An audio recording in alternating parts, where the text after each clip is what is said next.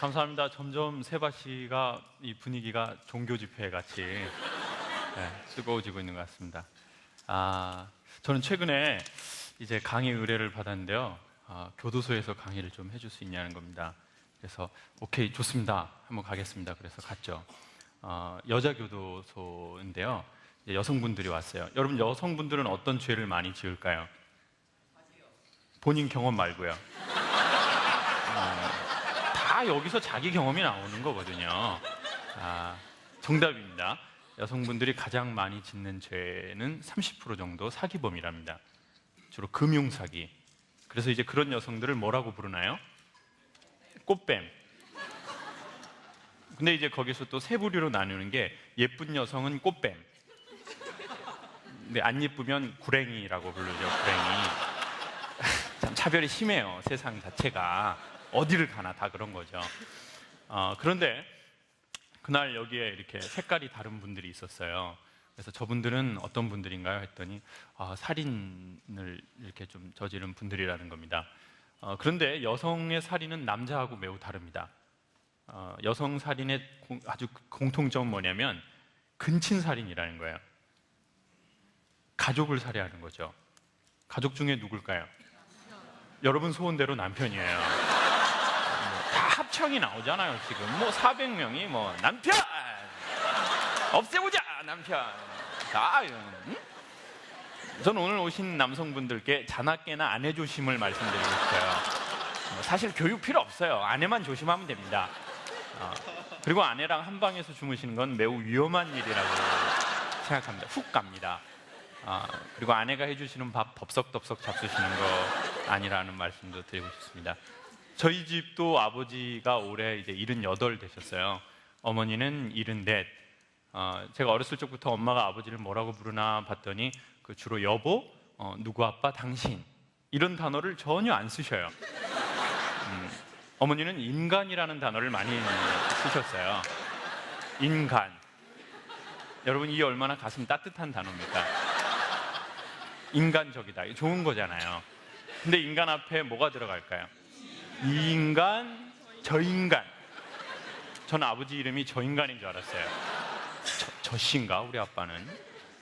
이제 그러는 데에는 다 좀 사연이 있습니다. 모든 집에 사연이 있지만 저희 집에도 사연이 있습니다. 저희 아버지는 청각장애가 있으세요. 3급. 그래서 귀가 잘 안 들리셔요.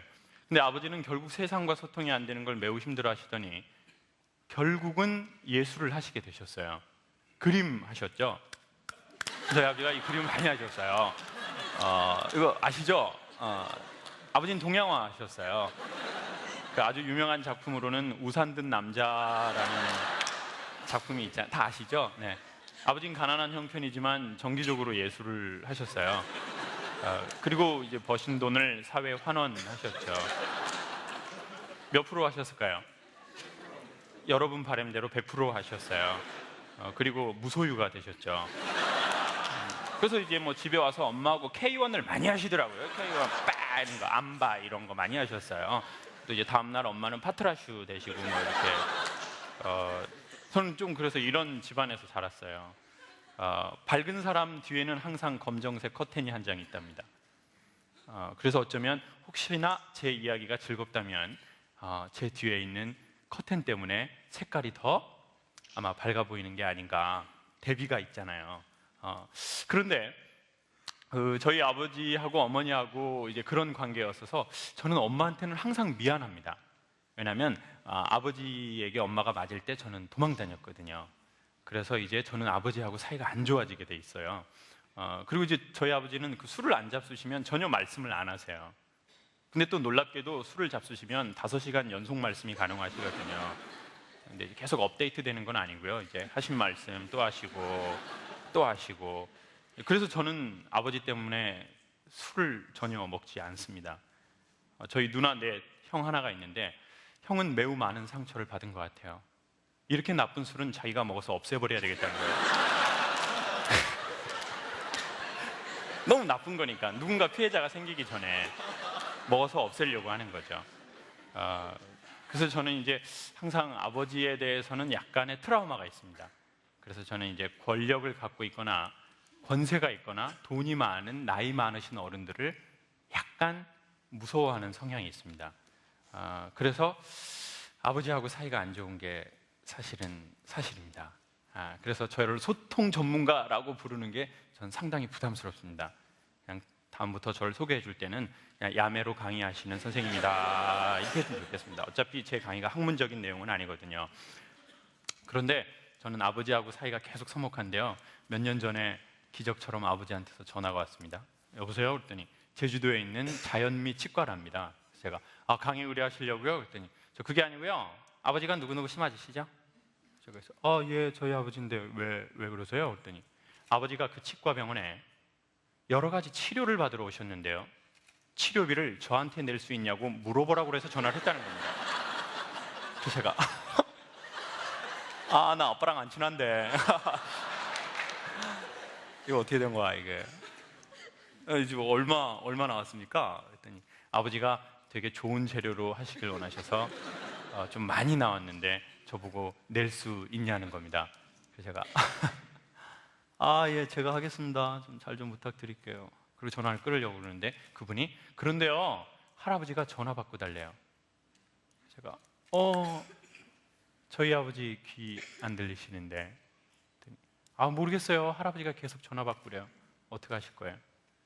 제가 아버지 전화를 받은 적이 한 번도 없는데 긴장이 되더라고요. 바꿔주세요. 근데 정말 아버지가 받으시는 겁니다.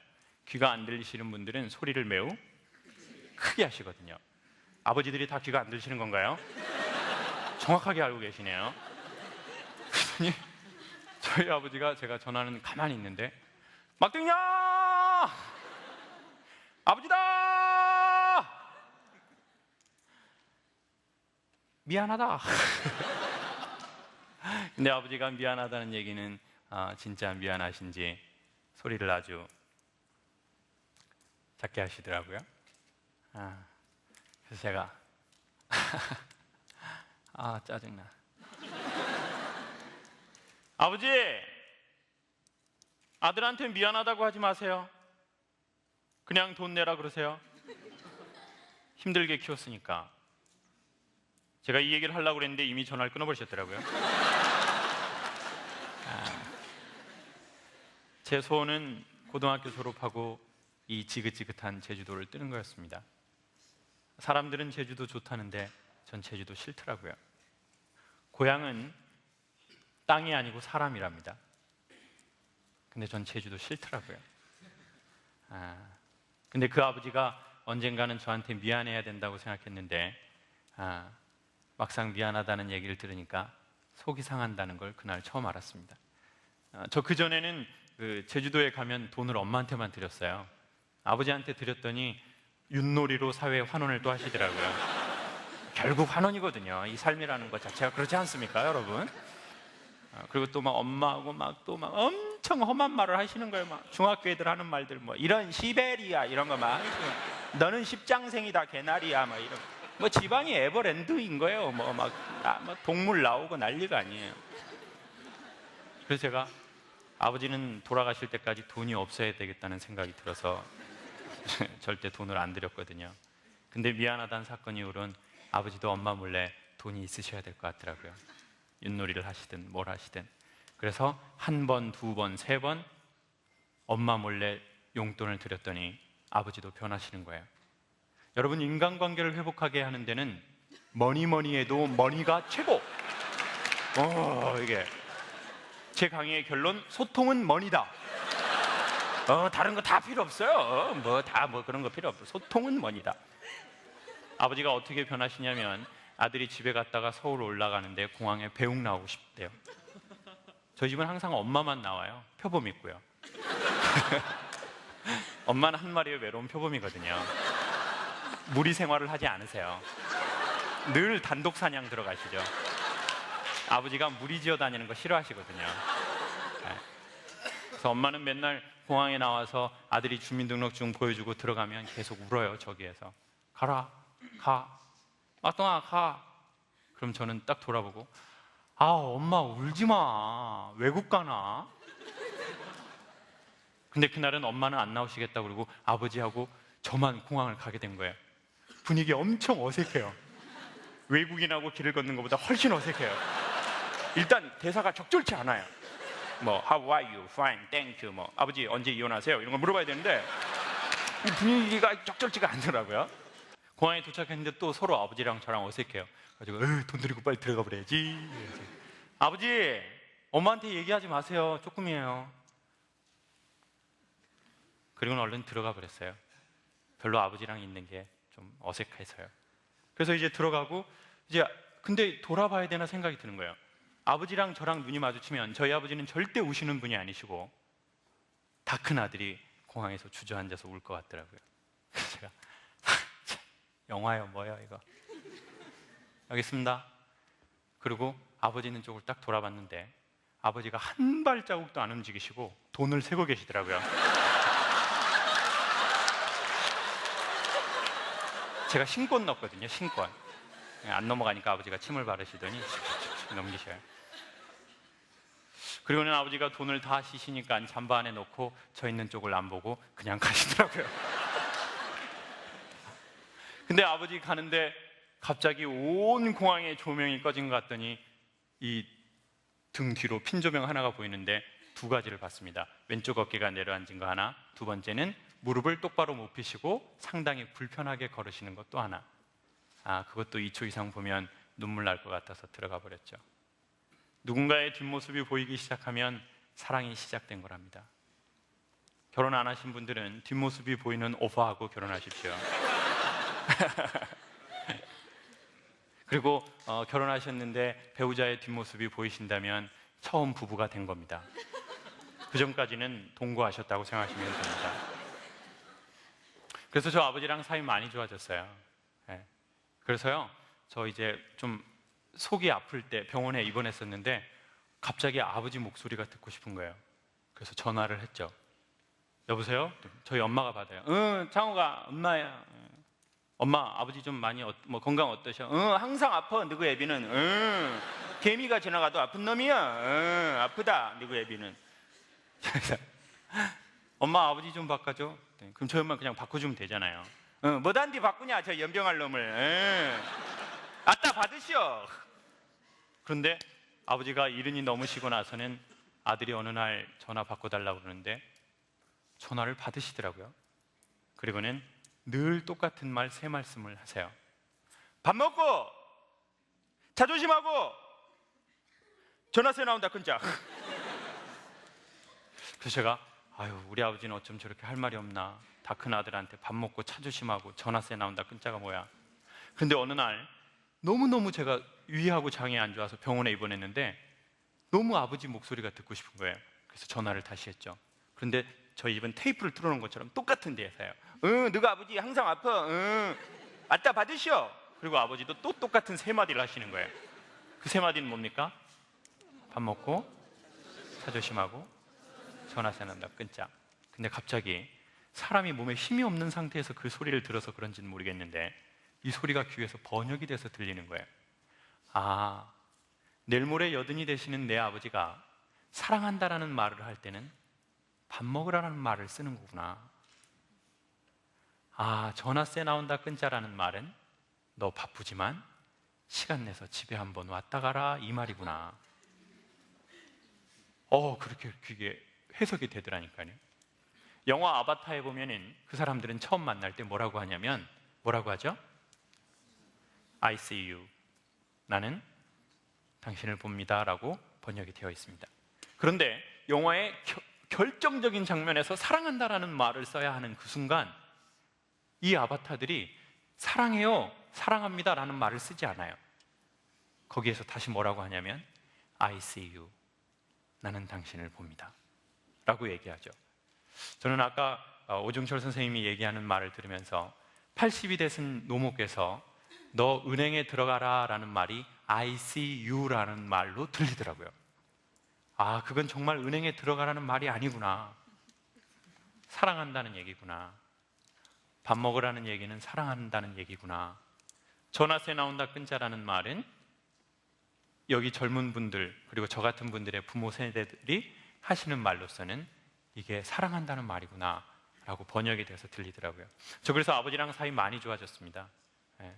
여러분 혹시나 아버지하고 사이가 안 좋다면 어느 날 제가 보니까 아버지하고 저하고 사이 좋아진 게 아버지가 저한테 어색하지만 용기를 내서 미안하다고 얘기해서 좋아진 것 같아요.